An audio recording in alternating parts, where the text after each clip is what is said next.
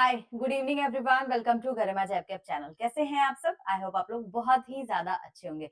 तो guys welcome to one shot series. आप सभी को पता है कि इस वन शॉट सीरीज में मैं आपको इंपॉर्टेंट टॉपिक्स को डिस्कस करती हूँ, चाहे वो पीपीबी सब्जेक्ट से रिलेटेड हो, चाहे वो आरबीडब्ल्यूएम सब्जेक्ट से रिलेटेड हो, दोनों को यहाँ पर डिस्कस करते हैं। तो आज आपका पीपीबी का चैप्टर 10 है। अगेन गाइज छोटा सा चैप्टर है, तो इसमें आपको कोई पार्ट नहीं है, एक ही पार्ट में हम इसको डिस्कस करने वाले हैं। तो चलिए यहाँ पर सेशन को प्रोसीड करते हैं।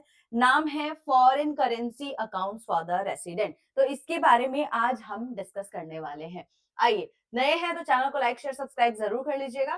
गाइस देखिए, ये किनके लिए वीडियो फ्रूटफुल होने वाला है मैं एवरी टाइम आपको बताती हूँ। जो लोग भी जैब एग्जाम्स की प्रिपरेशन कर रहे हैं और जो लोग भी डीबीएफ का पेपर दे रहे हैं, उन दोनों के लिए ये वीडियो काफी ज्यादा रेलिवेंट होने वाला है। Now, types of foreign currency account जो परमिटेड है इंडिया में, उसके बारे में हम बात करने वाले हैं। अब कोई इंडियन रेसिडेंट है, अब राम है, तो क्या राम नॉर्मली एक फॉरेन करेंसी अकाउंट को ओपन कर सकता है? नहीं कर सकता है। उसके लिए यहाँ पर फेमा गाइडलाइंस को फॉलो करना पड़ेगा। फेमा के द्वारा अगर ऑथराइज किया गया होगा तभी वो अकाउंट को ओपन कर सकता है। तो बेसिकली जो फेमा होती है वही कंट्रोल करती है, मेंटेन करती है, होल्ड करती है और डिसाइड करती है कि कौन अकाउंट ओपन कर सकता है इन फॉरेन करेंसी और कौन नहीं कर सकता है। ठीक है, तो कितने types of foreign currency account permitted हैं इन इंडिया बाय फेमा, उसी के बारे में आज हम डिस्कस करने वाले हैं। तो आप देख सकते हो यहाँ पर चार तरीके के गाइस अकाउंट्स लिखे हुए हैं। पहला है exchange earner foreign currency account, दूसरा है रेसिडेंट फॉरेन करेंसी अकाउंट, तीसरा है resident foreign currency domestic account and last one is the diamonds dollar account. ठीक है, ये चार तरीके के अकाउंट्स परमिटेड होते हैं। ठीक है, for the resident Indian resident in India. तो चलिए एक एक करके ना चारों के बारे में हम यहाँ पर समझेंगे। उससे पहले हम फॉरेन करेंसी डिनोमिनेटेड अकाउंट्स के बारे में पहले तो समझ लेते हैं, फिर उसका जनरल प्रोविजनिंग देखेंगे। तो देखिए, फॉरेन करेंसी डिनोमिनेटेड अकाउंट का मतलब होता है कि अगर कोई इंडियन रेसिडेंट चाहता है कि जो भी वो फॉरेन में पैसे को अर्न किया है, यानी कि राम है, मान लो यो यूएसए में काम कर रहा था। ठीक है, अब यूएसए में जब काम कर रहा था तो उस वक्त उसने कुछ सेविंग्स किए, मान लीजिए यूएसडी $5,000 उसने सेव किया। अब वो चाहता है कि ये जो $5,000 है ना, ये जो फॉरेन करेंसी में है, ये इंडिया में फॉरेन करेंसी में ही मेंटेन रहे। तो इंस्टीड ऑफ इंडियन रुपीस आप चाहते हो कि ये फॉरेन करेंसी में मेंटेन रहे, तो इस केस में राम को क्या करना होगा? तो इस केस में राम को एक ऐसा अकाउंट ओपन कराना होगा जिसमें आपका जो अमाउंट है फॉरेन करेंसी में ही रहे। ठीक है, तो उसके लिए आपको चार तरीके के अकाउंट्स है, उसी को हम यहाँ पर देखने वाले। इसी को बोलते हैं फॉरेन करेंसी डिनोमिनेटेड अकाउंट, जिससे हम एक्सचेंज रेट के रिस्क से बच सकते हैं। जब मैं आपको एफसीएनआर पढ़ा रही थी तब भी मैंने आपको बताया था कि किस तरीके से एक्सचेंज रेट के रिस्क से बचने के लिए हम एफसीएनआर अकाउंट का इस्तेमाल करते हैं। ठीक है, सिमिलरली है। तो इसके कुछ जनरल प्रोविजंस देखते हैं कि किस तरीके के अकाउंट्स जो है आप ओपन करा सकते हो। तो अगर आप इंडिविजुअल हो तो उस केस में आप सेविंग, करेंट और टर्म डिपॉजिट यानी कि एफडी अकाउंट्स अलाउ होता है, जो आप फॉरेन करेंसी में ओपन करा सकते हो। अगर कोई फर्म है, कोई कंपनी है, कोई एंटिटीज है, तो उस केस में आप ओनली करेंट अकाउंट और टर्म डिपॉजिट यानी कि एफडी अकाउंट्स को ओपन करा सकते हो। तो एग्जाम में ये भी क्वेश्चन पूछा जा सकता है कि किस तरीके के अकाउंट्स को हम फॉरेन करेंसी में ओपन कर सकते हैं इन इंडिया। तो उस केस में आपको सेविंग, करेंट और टर्म डिपॉजिट है। ठीक है, चलिए अब यहाँ पे हम बात करेंगे होल्डिंग्स के बारे में। तो अकाउंट्स को आप या तो खुद के नाम, राम चाहता है तो राम खुद के नाम पे ओपन कर सकता है, या राम अगर ज्वाइंट नेम पे चाहता है यानी कि अपने स्पाउस के साथ चाहता है तो यहाँ पर आपको अलाउ होता है, स्पाउस के साथ भी आप ओपन कर सकते हो। लेकिन आपको यहाँ पर फॉर्मर और सर्वाइवर का केस देखने को मिलता है। अब जैसे राम यहाँ पर फॉर्मर है, राम ने अगर अकाउंट ओपन कराया फॉरेन करेंसी से रिलेटेड, तो राम यहाँ पे फॉर्मर है। तो through out the entire life, जब तक राम जिंदा है, राम ही उसको यूज करेगा, राम ही उसको ऑपरेट करेगा। और सर्वाइवर कौन होता है? जो पावर ऑफ अटॉर्नी होल्डर की तरह यहाँ पर काम करते हैं, जैसे इस केस में इनकी वाइफ हो जाएगी। चलिए, तो जो एलिजिबल पर्सन होते हैं under the FEMA, only those can open these types of account. ठीक है, चलिए तो और देखते हैं कि अगर डेथ हो जाती है अकाउंट होल्डर की। अब जैसे राम के केस में देख लो, अगर राम ने एक अकाउंट ओपन कराया जिसमें वो पैसे फॉरेन करेंसी में रखता है। ठीक है, अब राम की डेथ हो गई, तो डेथ होने के बाद ना आपको भी पता है कि अगर आप किसी तरीके का अकाउंट ओपन कराते हो तो नॉमिनी तो आप देते ही देते हो। तो यहाँ पर 3 तरीके के केसेस बनते हैं गाइस। अगर डिपॉजिटर्स जो था अकाउंट होल्डर की अगर डेथ हो जाती है तो 3 केस बनता है। तो कैसे यहाँ पर नॉमिनी किस किस तरीके के नॉमिनी होते हैं और कैसे मनी ट्रांसफर किया जाता है उसी को हम देखने वाले हैं। तो अगर नॉमिनी कोई नॉन रेसिडेंट इंडियन है तो पहला आपका केस बनता है केस 1, जिसमें पर्सन कौन सा है, एनआरआई है, ठीक है, अब्रॉड में रहता है। अब जैसे मान लो राम है, राम ने अकाउंट ओपन कराया इंडिया में फॉरेन करेंसी से रिलेटेड, ठीक है, जिसमें आपका मनी फॉरेन करेंसी में रहता है। अब राम ने जो नॉमिनी दिया अपने सन को दिया, सन इनका अब्रॉड में रहता है, ठीक है। अब ये बंदा अब्रॉड में रहता है। अब राम की डेथ हो गई तो इस केस में ये जो सन है इनका नॉमिनी है वो कौन है, एनआरआई है, नॉन रेसिडेंट इंडियन है, ये अब्रॉड में रह रहा है, यूएसए में रह रहा है। तो इस केस में क्या होगा कि जो भी आपका अमाउंट होगा after the death of the Ram, सारे अमाउंट इसके सन को जहां भी रहता है, अगर यूएसए में रहता है तो यूएसडी में उनको मनी को ट्रांसफर कर दिया जाएगा। इसमें कोई भी आरबीआई के अप्रूवल की रिक्वायरमेंट नहीं होती है। This is the first case. Now coming to the second case. Second case में मान लीजिए कि राम ने नॉमिनी बनाया था उसके फादर को।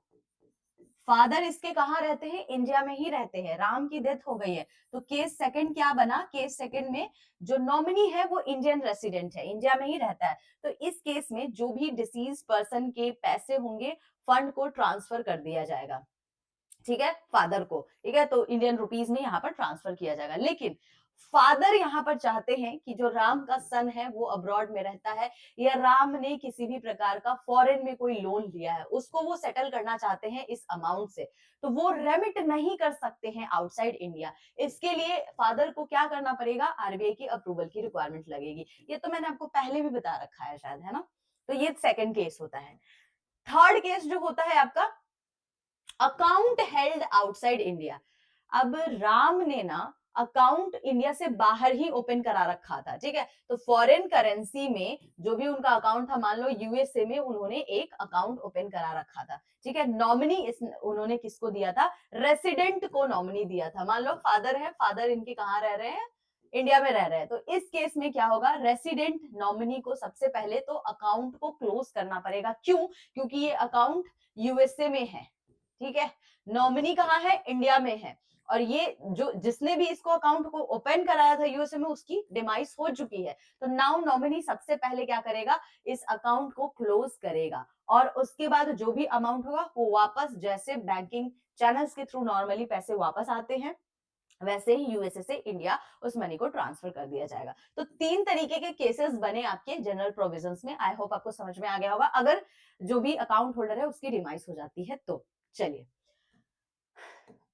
एक क्वेश्चन करेंगे गाइस इसी से related. Foreign currency denominated accounts maintain in India can not be in the form of, तो किस फॉर्म में वो नहीं हो सकता है, देखिए saving account, fixed deposit, current account and recurring deposit.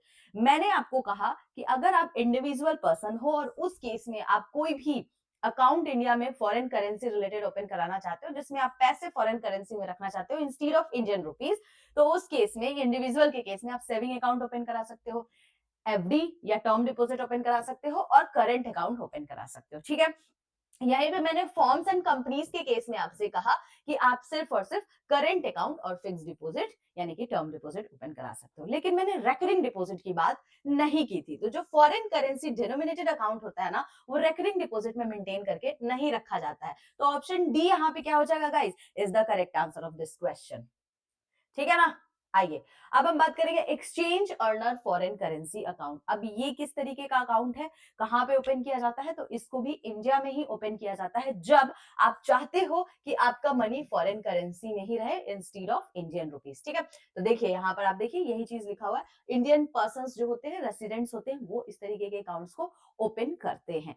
क्यों करते हैं कि आपका फॉरेन करेंसी में रहे, ताकि एक्सचेंज रेट के फ्लक्चुएशन से, रिस्क से बचने के लिए। तो आप यहाँ पर इंडियन रुपीज में मनी को कन्वर्ट ना करा के ईएफसी अकाउंट में रखते हो, जहां पर आपका फॉरेन करेंसी अगर यूएसए में हो तो डॉलर में होगा, ठीक है, यूरोप में हो तो यूरो में होगा, जापान में हो तो येन में होगा। तो इस तरीके से आप यहाँ पर मनी को मेंटेन करके रखते हो, ठीक है। तो इसी को ईएफसी अकाउंट बोलते हैं। किसके द्वारा ओपन किया जाता है, पर्सन रेसिडेंट इन इंडिया, याद रखिएगा।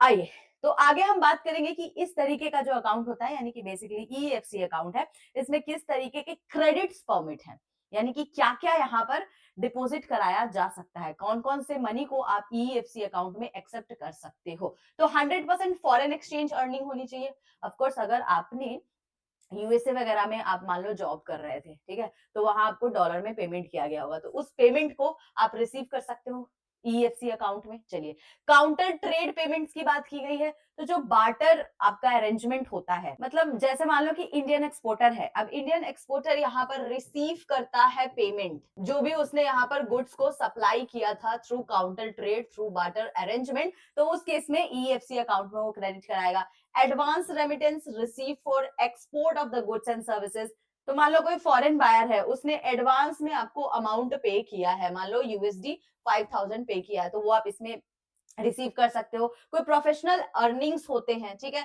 जैसे मान लो आप इंडियन प्रोफेसर हो, ठीक है, अब आप जर्मनी में जाकर के गेस्ट अपीयरेंस दे रहे हो या जर्मनी में जाकर के कोई लेक्चर्स वगैरह दे रहे हो, तो कंसल्टिंग फीस, जो भी डायरेक्टर्स फीस होते हैं, इस तरीके के लेक्चर्स फीस होते हैं, ये सब आप ईएफसी अकाउंट्स में क्रेडिट करा सकते हो। जो भी इंटरेस्ट आप ईएफसी अकाउंट्स के बैलेंस पे ऑन करोगे, वो भी इंटरेस्ट आप इसमें क्रेडिट करा सकते हो, ठीक है। Recredit of the unutilised foreign currency, ठीक है, अर्लियर विथड्रॉन। अब मान लो आपने कोई प्रॉपर्टी खरीदना होगा जिसके लिए आपने फॉरेन करेंसी का यूटिलाइज किया होगा, लेकिन बाद में आपने उसको विड्रॉ कर लिया, तो विड्रॉ किया तो वो अमाउंट कहाँ आएगा, कहाँ क्रेडिट किया जाएगा, तो ईएफसी अकाउंट में ही आएगा। गया भी यही से था, क्रेडिट भी इसी अकाउंट में होगा। Repayment of the trade related loans, अब मान लो यहाँ पर इंडियन एक्सपोर्टर है, अब इंडियन एक्सपोर्टर यहाँ पर लोन्स प्रोवाइड कर रहा है जो भी यूएस का इंपोर्टर है, ठीक है, तो अगर आप लोन्स वगैरह प्रोवाइड कर रहे हो तो वो भी अमाउंट आपके ईएफसी जो भी वो रीपे करेगा ना अमाउंट, वो ईएफसी अकाउंट्स में ही आएगा। Disinvestment proceeds from conversion of the shares into ADRs and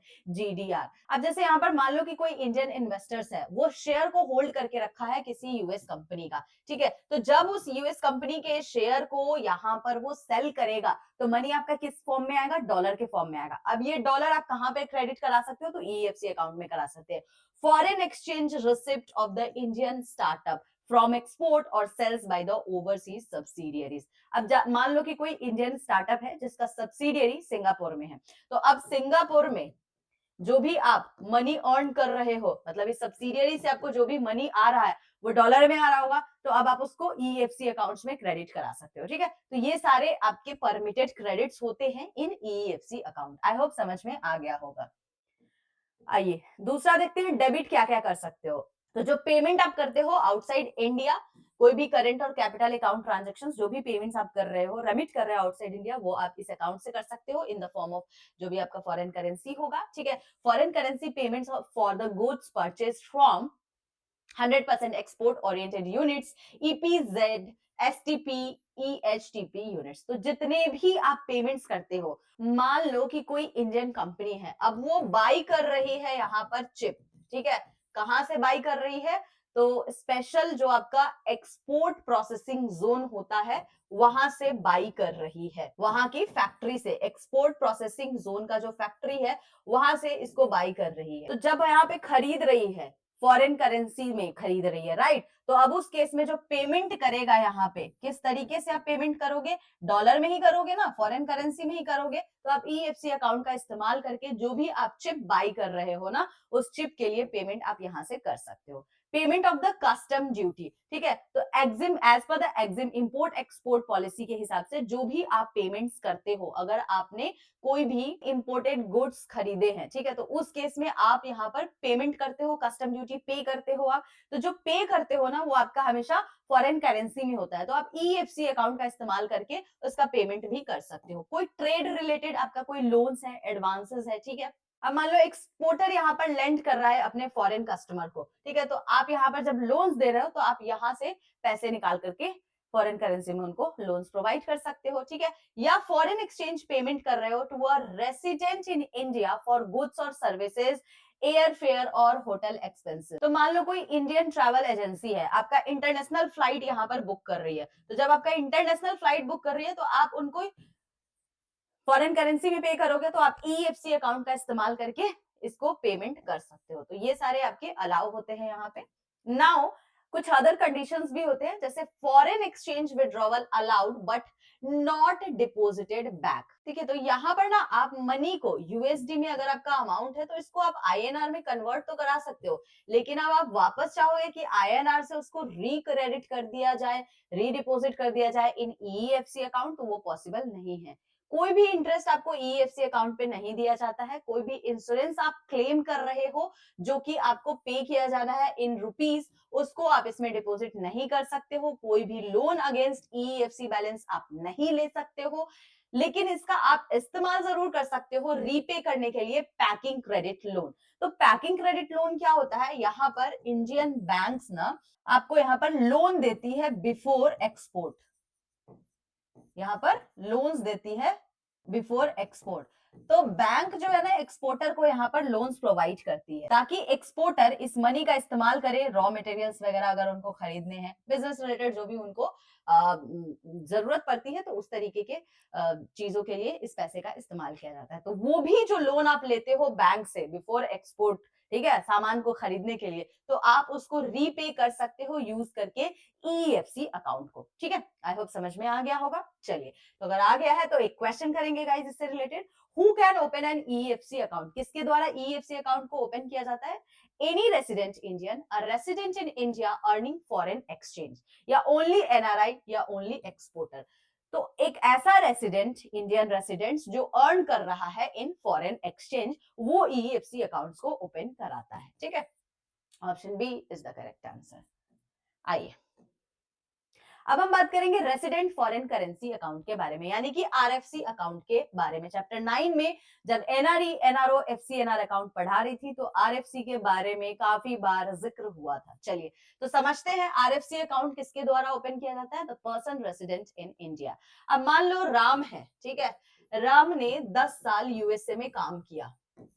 काम करने के बाद वो वापस इंडिया आ गया, ठीक है, और परमानेंटली अब इंडिया में वो सेटल ही हो गया, मतलब परमानेंटली अब इंडिया आ चुका है। अब इस केस में जो भी राम ने यूएसए में पैसे अर्न किए थे, ठीक है, यानी कि मान लो उसने यूएसडी $10,000 उसने वहां पर बचाए। अब ये $10,000 इंडिया वो लेकर के आ गया, लेकिन वो नहीं चाहता कि इस पैसे को कन्वर्ट किया जाए इनटू इंडियन रुपीस, क्योंकि एक्सचेंज रेट के रिस्क देखने को काफी ज्यादा मिलते हैं। तो इस केस में वो चाहता है कि नहीं, मेरा जो ये अमाउंट है वो फॉरेन करेंसी में ही रहना चाहिए। तो उस केस में जो एनआरआई है, नॉन रेसिडेंट इंडियन है, जो वापस रिटर्न इंडिया आ रहा है, तो उस केस में ये आरएफसी अकाउंट को ओपन कर सकता है।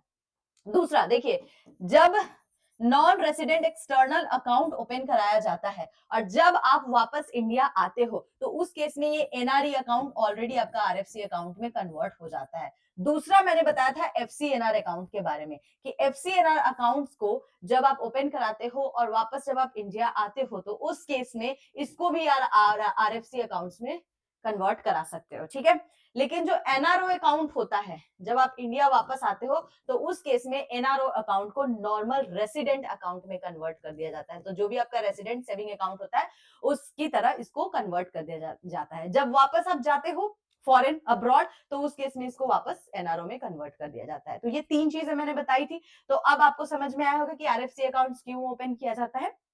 ठीक है, और अगर कोई एनआरई एफसीएनआर अकाउंट है तो उसको आप आरएफसी अकाउंट्स में भी कन्वर्ट करा सकते हो, जिसमें आप मनी फॉरेन करेंसी में ही रखते हो। ठीक है, तो account is open with an, जो भी आपका ऑथराइज्ड डीलर बैंक होता है जिसको आरबीआई ने ऑथराइज किया है। अगेन फंड कैसा होता है, फॉरेन एक्सचेंज रिसीव और अक्वायर्ड बाय द पर्सन। चलिए आगे चलते हैं, क्या क्या परमिटेड होते हैं गाइस इसमें, तो क्या क्या आप क्रेडिट करा सकते हो। तो अगर कोई पेंशन है, ठीक है, या आपका कोई सुपर एन्युएशन है। अब मान लो ना आपने 10 साल काम किया यूएसए की किसी कंपनी में, अब वो आपको पेंशन वगैरह भेज रहा है, तो आप आरएफसी अकाउंट में क्रेडिट करवा लो। ठीक है, assets acquired as a non resident और inherited gift from a person resident outside India. ठीक है, अब जैसे मान लो आपने फॉरेन में रहे होगे तो आपकी कोई प्रॉपर्टी वगैरह होगी, ठीक है, प्रॉपर्टी होगी, या मान लो कोई आपका रिलेटिव है जो फॉरेन में रह रहा है और उसने आपको मान लो कुछ यूएसडी में अमाउंट भेजे, ठीक है, तो वो सब आप आरएफसी अकाउंट में ट्रांसफर करा सकते हो। ठीक है, foreign exchange held outside India before 8 जुलाई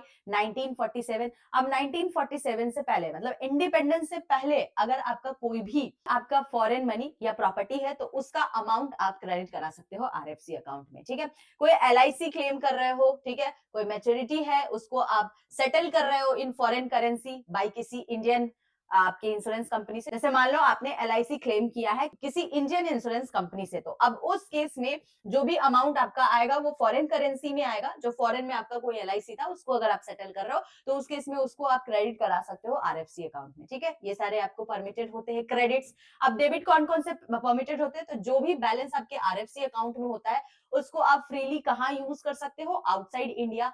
कन्वर्ट भी करा सकते हो any time into the Indian rupees, जब भी आपको रिक्वायरमेंट होगी। ठीक है, अदर्स यहाँ पर क्या इंपॉर्टेंट कंडीशंस होते हैं कि जो रेसिडेंट रिलेटिव्स होते हैं, अगेन यहाँ पर एज अ ज्वाइंट होल्डर काम करते हैं, लेकिन फॉर्मर और सर्वाइवर का केस होता है। मैंने आपको ये चीज पहले भी बताई थी, राइट।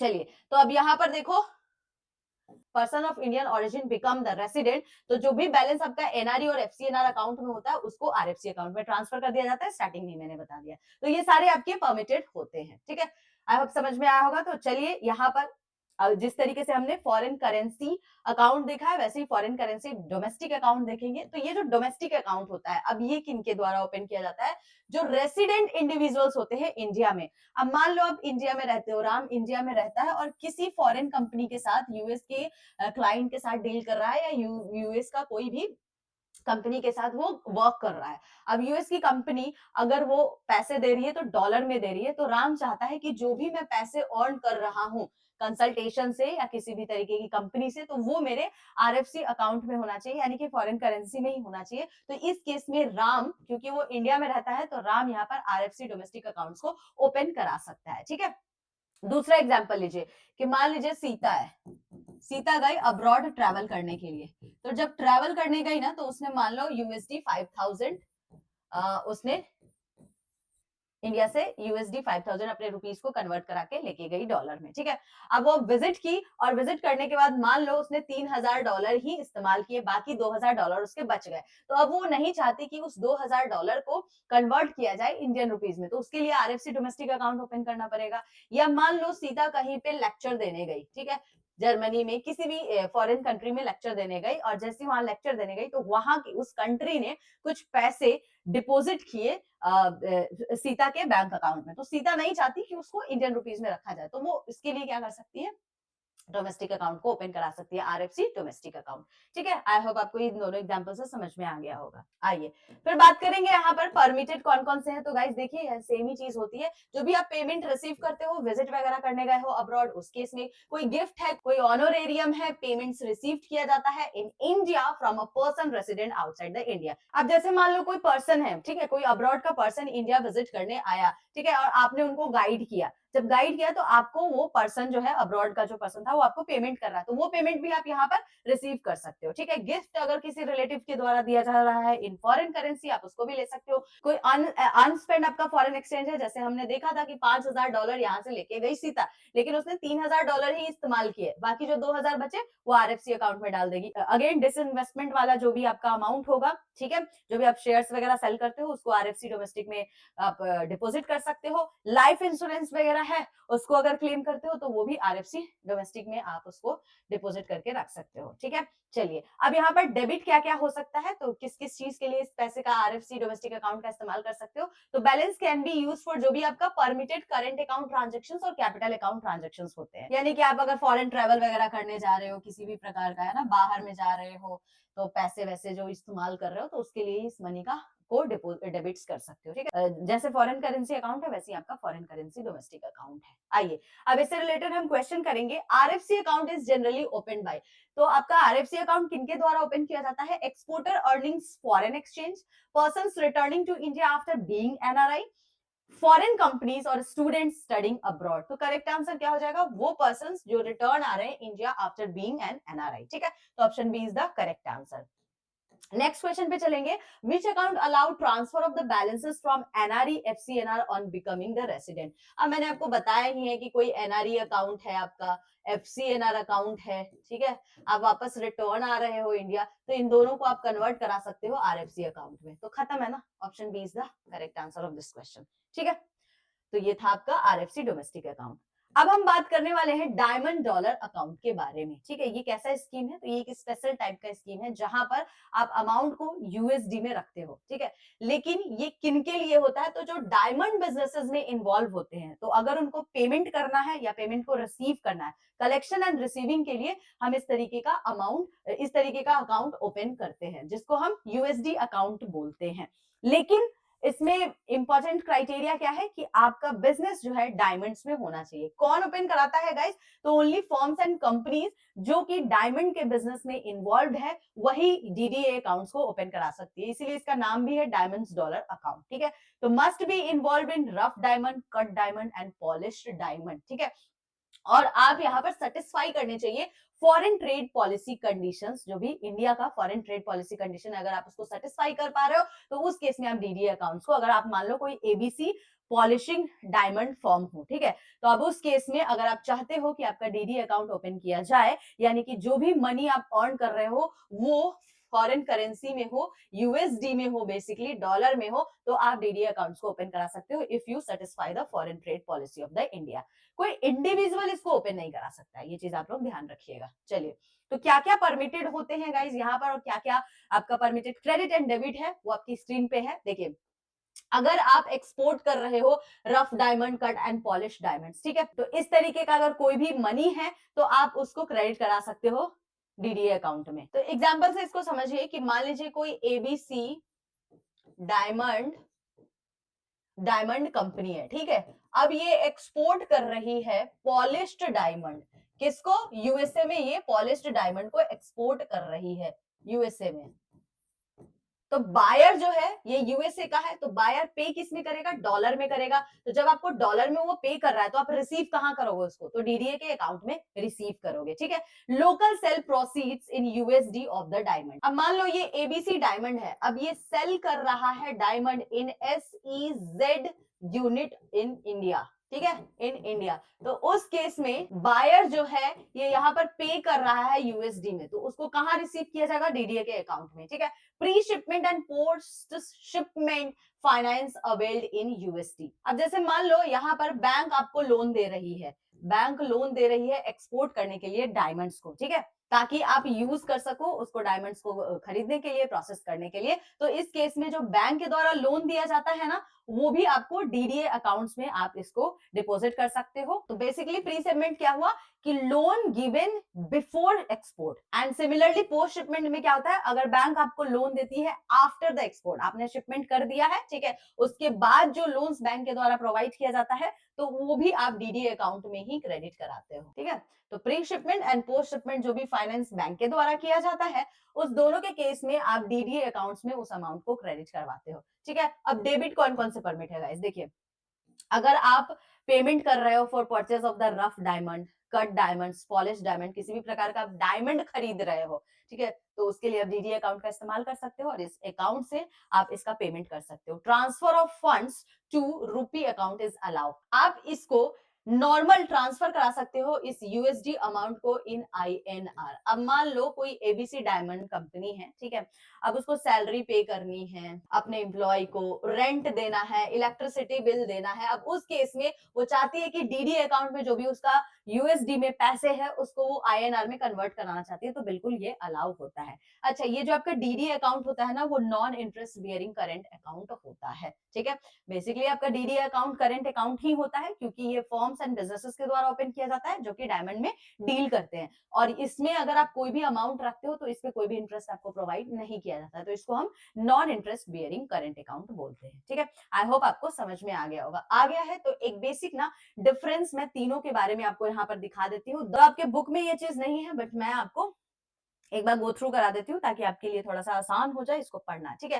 तो देखिए, ईएफसी अकाउंट क्या है, exchange earner foreign currency account है। आरएफसी कौन सा है, रेसिडेंट फॉरेन करेंसी अकाउंट है। और डीडी आपका डायमंड डॉलर अकाउंट होता है, ठीक है। हु कैन ओपन, तो जो पर्सन रेसिडेंट होंगे इंडिया में वो ईएफसी अकाउंट्स को ओपन करा सकते हैं, ठीक है। और जो भी आपका आरएफसी किसके द्वारा होता है, अगर एनआरआई पीआईओ है, रिटर्न आ रहे हैं इंडिया, तो आरएफसी अकाउंट को ओपन कराएंगे। DD account forms and companies के द्वारा जो डायमंड में बिजनेस कर रहे हैं उनके लिए होता है। पर्पस क्या है कि अगर आप मनी को फॉरेन करेंसी में ही रखना चाहते हो, सेम आपको तीनों के केस में है। तो डीडीए में लेकिन जो डायमंड ट्रेड आप यूएसडी में ट्रांजेक्शन करते हो वो उसके लिए आप डीडीए अकाउंट्स को ओपन कराते हो, ठीक है। चलिए, टाइप ऑफ अकाउंट की बात करें तो ईएफसी अकाउंट कैसा होता है गाइस? तो ईएफसी अकाउंट में आपका करंट अकाउंट होता है ये, ठीक है। आरएफसी आपका saving term and current account होता है और डीडीए भी आपका करंट अकाउंट होता है, ठीक है। इंटरेस्ट की बात करें तो ईएफसी में कोई भी इंटरेस्ट नहीं दिया जाता है, आरएफसी में इंटरेस्ट आपको दिया जाता है as per the bank's rule, and आपको डीडीए में भी कोई इंटरेस्ट नहीं दिया जाता है। करेंसी किसमें आप रखते हो? तो ईएफसी में फॉरेन करेंसी होता है, आरएफसी भी फॉरेन करेंसी में होता है, डीडीए ओनली यूएसडी में होता है, डॉलर्स में होता है। परमिटेड क्रेडिट एंड डेबिट्स आपको पता ही है क्या क्या है। नाउ कमिंग टू कि कन्वर्जन टू आईएनआर, तो ईएफसी अकाउंट्स को हम कन्वर्ट कर सकते हैं कभी भी आईएनआर में, सिमिलरली आरएफसी को भी और सिमिलरली डीडीए को भी। क्रेडिट फैसिलिटीज, ना तो आपको ईएफसी के अगेंस्ट कोई क्रेडिट दिया जाता है, लेकिन आरएफसी के अगेंस्ट आपको जो है अलाउ होता है, क्रेडिट फैसिलिटीज बैंक आपको देती है। डीडीए अकाउंट के अगेंस्ट आपको कोई भी क्रेडिट फैसिलिटीज नहीं दी जाती है, ठीक है ना। चलिए, अब रेगुलेटरी बेसिस की बात कर ले तो ईएफसी और आरएफसी अकाउंट्स जो होते हैं ना, ये फेमा गाइडलाइंस के थ्रू वर्क करता है, ठीक है। लेकिन ये जो आपका डीडी अकाउंट होता है वो फॉरेन ट्रेड पॉलिसी के थ्रू काम करता है, ठीक है। तो ये आपके रेगुलेटरी बेसिस होते हैं। आई होप आपको समझ में आ गया होगा। तो चलिए क्वेश्चन फटाफट से कर लेते हैं guys. Diamond dollar account is maintain in, किस में मेंटेन करके रखते हैं? Indian rupees, any foreign currency, USD only या यूरो? तो करेक्ट आंसर हो जाएगा USD only, option C is the correct answer of this question. Next question देखिए, which type of account is a DD account, किस तरीके का account है? अब क्योंकि ये फॉर्म और बिजनेसेस के द्वारा ओपन किया जाता है, जो डायमंड के बिजनेसेस में डील कर रहे हैं, तो सेविंग अकाउंट तो नहीं हो सकता है, टर्म डिपॉजिट भी नहीं होता है, कैश क्रेडिट अकाउंट भी नहीं होता है, इसको क्या बोलते हैं हम? Current account. तो option C is the correct answer of this question guys, ठीक है। चलिए, आई होप आप लोगों को समझ में आया होगा। ये था आज का पूरा टॉपिक। दो this chapter is not that much important, अभी 2-3 ऐसे चैप्टर्स आने वाले हैं जो बहुत ज्यादा इंपॉर्टेंट नहीं है, ठीक है। तो उसके लिए आपको टेंशन नहीं लेना है, थोड़े बहुत जो इंपॉर्टेंट टॉपिक्स थे वो मैंने आपको यहाँ पर बता दिया है। डिफरेंसेस जो मैंने आपको दिखाया वो आप एक बार चेक कर लेना, ठीक है, वहां आप काफी ज्यादा फायदा करेगा वो। तो गाइज, अभी मैं आप लोगों को बता दूं कि 2 फरवरी से आप लोगों का पेड बैच स्टार्ट हो रहा है। जिन लोगों ने अभी तक इनरोल नहीं किया है, आप इनरोल कर लीजिए। काफी सारे बैंकर्स ने इनरोल कर लिया है। नाउ इट्स योर टाइम कि आप इनरोल कर लो, ताकि आप हर दिन टाइमली अपने क्लासेस को देख सको। फर्स्ट डे का सेशन आपको YouTube पे फ्री मिलेगा, उसके बाद के सारे जो क्लासेस होंगे वो सिर्फ पेड बैच वाले स्टूडेंट्स के लिए ही होंगे। ऑलरेडी मैंने बता दिया है कि मैं आपको इसमें क्या क्या प्रोवाइड करने वाली हूँ। कोई भी डाउट होता है तो एक नंबर दिख रहा होगा, आप उस नंबर पे भी कॉल कर सकते हो। हर एक पीडीएफ में मैंने लिंक, रजिस्ट्रेशन लिंक फॉर्म को अटैच किया है, ताकि आप इजिली जो है फॉर्म को फिल कर सको, ठीक है। तो अगर करना है तो जितनी जल्दी हो सके कर लीजिए गाइस, एग्जाम का वेट मत कीजिए, फिर बाद में रिग्रेट करोगे। रिग्रेट करने से अच्छा है आप एनरोल कर लो। पेमेंट कोई बहुत ज्यादा नहीं है, ये तो आप ऐसे ही खर्च कर देते हो, ठीक है। तो पेमेंट भी आपको रीजनेबल है, तो ऐसा नहीं है कि बहुत ज्यादा कॉस्ट है कि आप ले नहीं सकते। दो, अगर इससे आपको वैल्यू एडिशन मिलता है तो डेफिनेटली आपको लेना चाहिए। और कोई फोर्स नहीं है गाइस, अगर आपको YouTube की क्लासेस देखनी है YouTube भी देख सकते हैं, लेकिन अगर पेड बैच लेते हो तो आपको सारी चीजें स्ट्रक्चर्ड वे में बेसिक से एडवांस लेवल तक मैं वहां पे पढ़ाने वाली हूँ। यहाँ पे हम सिर्फ इंपॉर्टेंट टॉपिक देखते हैं, वहां पर हर एक चीज डिटेल वे में देखेंगे, ठीक है। बाकी आपको पता ही है कि क्या क्या मिलने वाला है, तो आपको जितनी जल्दी हो सके ना गाइस, उतनी जल्दी आप इसको इनरोल कर ले। 6 मंथ की इसकी वैलिडिटी भी है। ये रहा नंबर, ईमेल आईडी, आप कॉन्टेक्ट कर सकते हो। सब्जेक्ट वाइज भी आप बैचेस को इनरोल कर सकते हो, तो कर लीजिए गाइस, जितनी जल्दी हो सके कर लीजिए। 2 फरवरी से आपका स्टार्ट हो जाएगा। कोई भी डाउट होता है आप इस दिए हुए नंबर पे आप मैसेज कर सकते हैं, ठीक है। टेलीग्राम, फेसबुक, इंस्टाग्राम, हर जगह से जुड़ जाइए। टेलीग्राम से इसलिए क्योंकि यहाँ पर आपको पीडीएफ प्रोवाइड किए जाते हैं। नए हैं पुराने हैं, चैनल को सब्सक्राइब नहीं किया है तो कर लीजिए। आने वाले टाइम में काफी सारे सेशंस आएंगे जो आपकी एग्जाम पॉइंट ऑफ व्यू से बहुत ज्यादा रेलिवेंट होने वाला है। तो गाइज, अगर सब्सक्राइब करके रखोगे तो ही आपको नोटिफिकेशंस मिलेंगे ना, ठीक है। बाकी आपकी तरह कोई भी बैंकर्स हैं जो जैब एग्जाम्स की प्रिपरेशन कर रहे हैं, उनको मेरे प्लेटफॉर्म के बारे में नहीं पता है, तो आप डेफिनेटली उनके साथ मेरा चैनल शेयर कीजिए, सो दैट आपकी तरह वो भी इस चैनल का फायदा उठा सके, ठीक है। तो आज के लिए इतना ही है गाइस, मिलते हैं कल अगेन। कल जो चैप्टर आने वाला है पीपीवी का, वो भी इतना इंपॉर्टेंट नहीं है, बट थोड़े बहुत टॉपिक्स इंपॉर्टेंट है, उसको हम कल डिस्कस करेंगे। आज के लिए इतना ही है guys, bye bye, good night and take care.